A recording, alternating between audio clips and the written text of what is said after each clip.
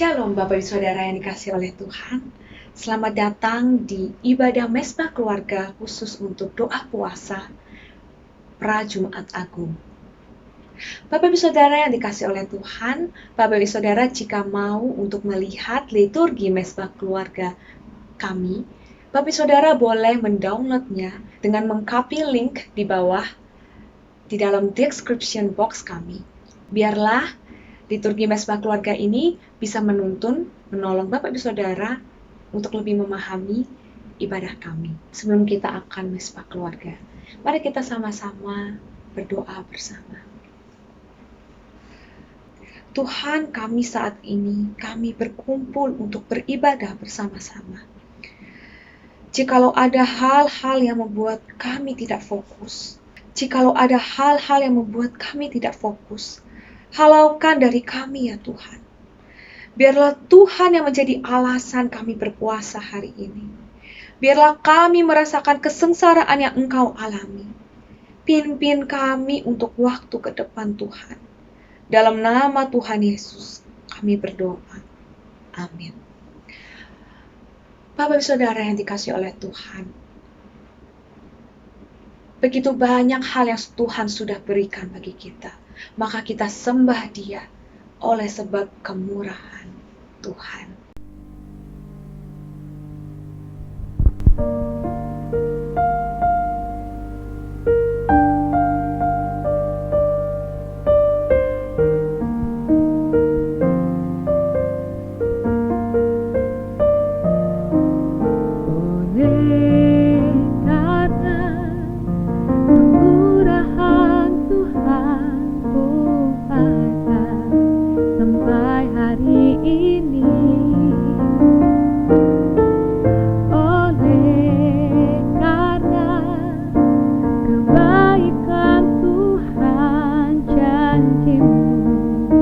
Terjadi bagiku.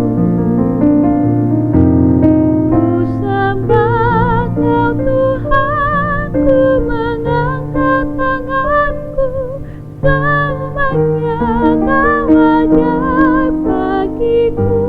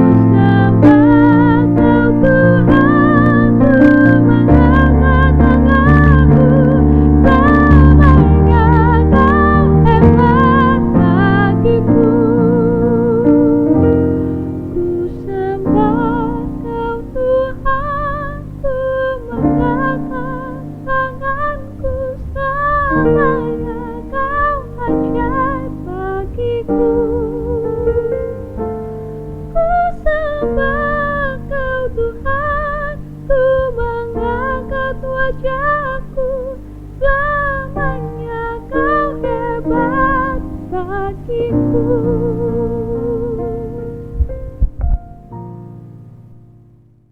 Bapak Ibu Saudara, dalam menjalani kehidupan, dalam seminggu ini, mungkin ada hal-hal yang kita lakukan dan itu tidak berkenan. Mari kita bersama-sama mengaku dosa di hadapan Tuhan. Tuhan, kami ingin mengaku semua perbuatan kami di hadapan-Mu. Dalam dunia yang gelap ini, kami terkadang melakukan sesuatu yang gelap dan kotor di mata-Mu. Ampunilah kami ya Tuhan. Selamatkanlah kami dari kubangan dosa. Bersihkanlah kami Tuhan. Kami siap untuk dibersihkan oleh kebenaran firman-Mu. Hanya di dalam nama Tuhan Yesus kami berdoa. Amin. Bapak Ibu Saudara yang dikasihi oleh Tuhan, mari kita masuk dalam kebenaran firman Tuhan.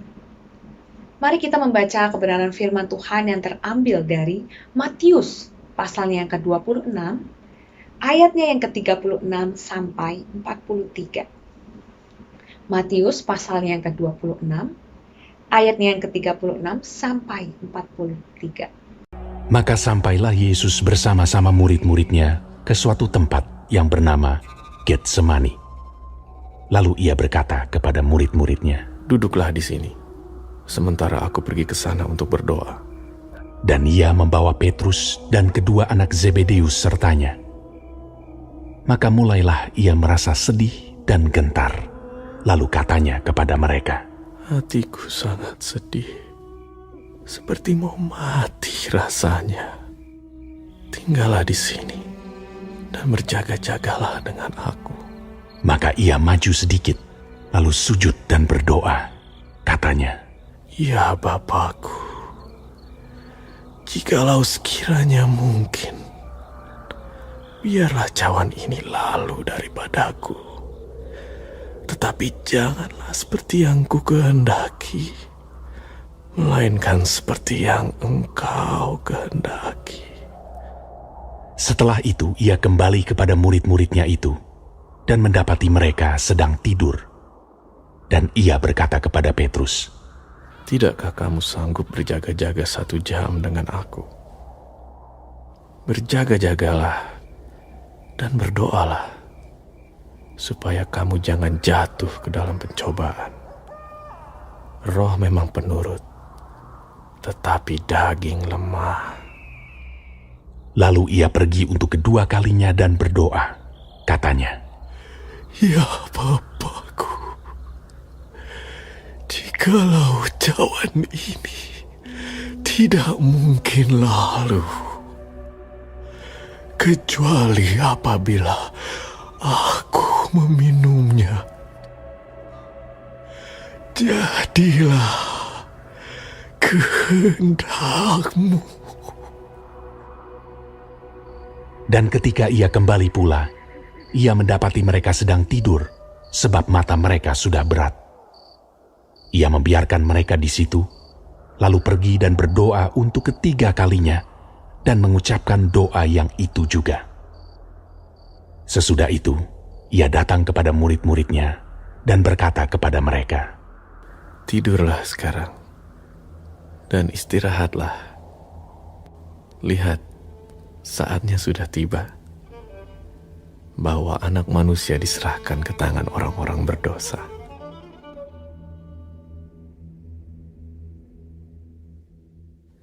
Bangunlah, marilah kita pergi.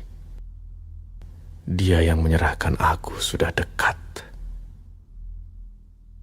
Saudara sekalian, pasti Bapak Ibu Saudara pernah bertanya-tanya tentang masa depan. Maka tidak jarang orang mencari orang-orang pintar, mungkin para peramal, untuk meramalkan apa yang akan terjadi bagi setiap kita di tahun depan ataupun 5 tahun ke depan. Bahkan konten-konten di sosial media banyak sekali tentang kartu tarot, banyak sekali tentang shio, banyak sekali tentang zodiak yang menunjukkan bahwa masa depan seseorang akan seperti apa. Bapak Saudara, mari kita berandai-andai. Jikalau pada suatu hari kita tahu tentang masa depan kita, Bapak Saudara benar-benar tahu masa depan Bapak Saudara dan kapan Bapak Saudara akan mati. Kira-kira apa yang akan Bapak Ibu Saudara lakukan? Pasti Bapak Ibu Saudara akan takut, lalu mencoba untuk menghindari kematian Bapak Ibu Saudara sekalian. Bapak Ibu Saudara, perasaan yang sama ini juga dirasakan oleh Tuhan Yesus secara pribadi. Dia adalah Tuhan yang mengetahui apa yang akan terjadi kepada dia di kedepannya. Dia juga tahu kapan dia akan mati. Dan di dalam ayat yang sudah kita baca, Tuhan Yesus dalam penghujung dia akan mati. Dia akan mengalami kesengsaraan. Dalam ayatnya yang ke-34, Tuhan Yesus mengungkapkan betapa hatinya sedih dan mau mati rasanya. Pasti perasaannya tidak enak. Bahkan ia berdoa kepada Tuhan meminta kalau cawan ini bisa diambil daripadanya, ya diambillah Tuhan. Tetapi yang menarik adalah Tuhan Yesus tetap memihak kepada kehendak Tuhan. Dan biarlah itu yang terjadi, bukan kehendak Tuhan Yesus secara pribadi. Alih-alih melarikan diri, ia tetap taat kepada Tuhan. Jika kita membayangkan perikop ini adalah sebuah film, maka kita dapat melihat dua keadaan yang sangat berbeda. Yang pertama adalah keadaan yang memperlihatkan Tuhan Yesus berdoa dan merasa sedih. Dan yang kedua adalah murid-murid yang disuruh berjaga-jaga tetapi mereka malah tidur. Dari awal Tuhan Yesus sudah mengungkapkan perasaannya. Dia bahkan di ayat yang awal-awal, dia sudah mengatakan kepada murid-muridnya bahwa dia itu sedang sedih. Dia sedang mau mati rasanya. Tetapi muridnya malahan tidur dan tidak berjaga-jaga. Para murid tahu mereka harus berbuat apa. Dan tahu perasaan Tuhan Yesus secara eksplisit. Tetapi mereka melakukan apa yang mereka kehendaki. Kalau kita baca dengan saksama, khususnya di ayat yang ke-38, kita dapat merasakan kekecewaan meliputi Tuhan Yesus.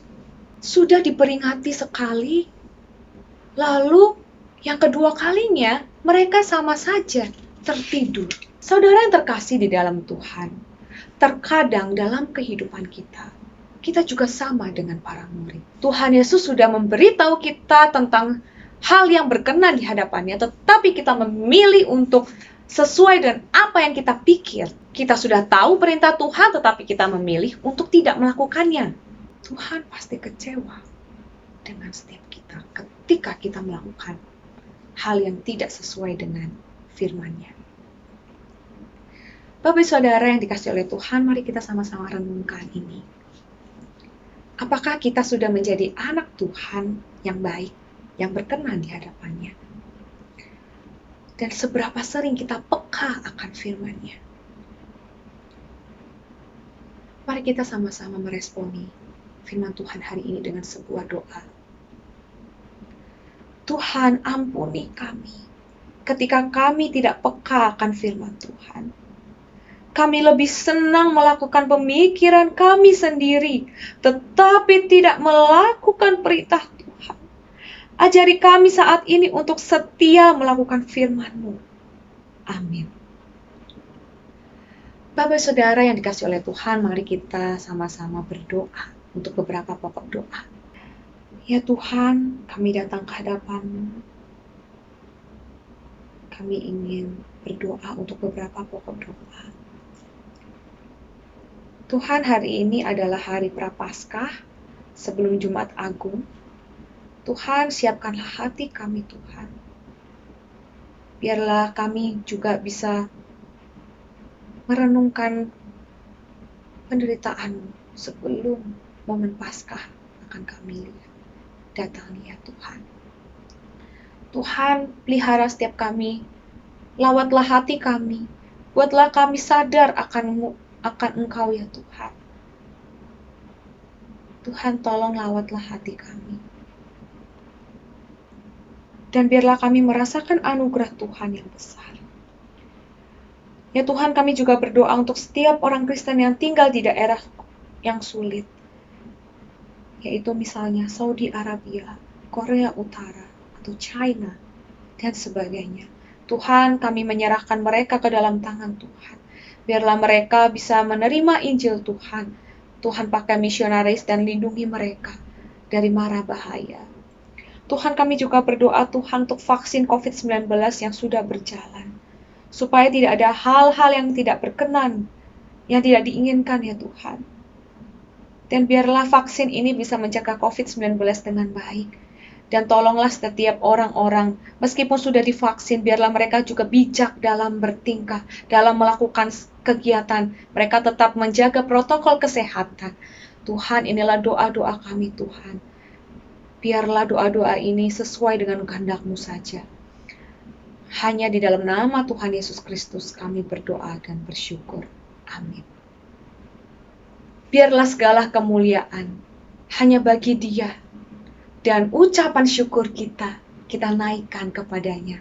Terima kasih Tuhan.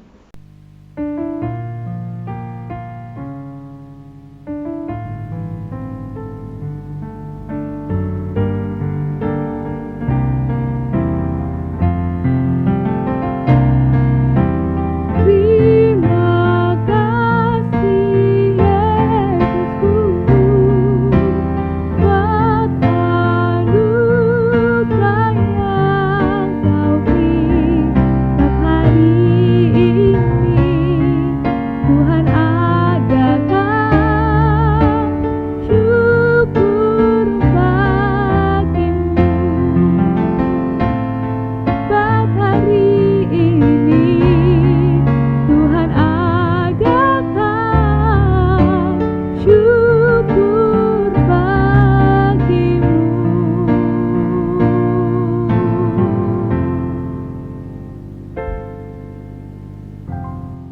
Bapak Ibu Saudara yang terkasih di dalam Tuhan, mesbah keluarga telah selesai.